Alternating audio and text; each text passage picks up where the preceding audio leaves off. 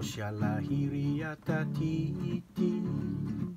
Masapua tate fui Henusi o corrente Maion exio la LL Osialahiri atatiti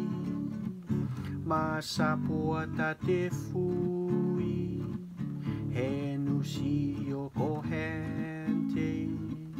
Maion exio la LA Hatamara puaranga kori Kapuitiere ma wewa eponi Poa mea Ma otohunga taurirife Fuse hente loyang esea Foro hela mohin mea mea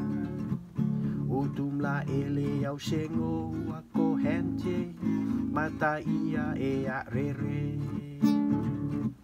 E se a rere E se fia e tate Kapum la mo sengo ko hente awe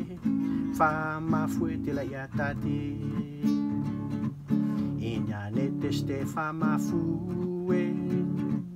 Ka ela polele ko hente Ela a te maserer pete awe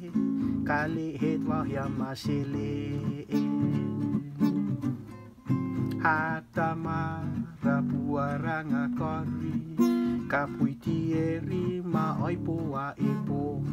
Poa mea Ma oto hunga taurirife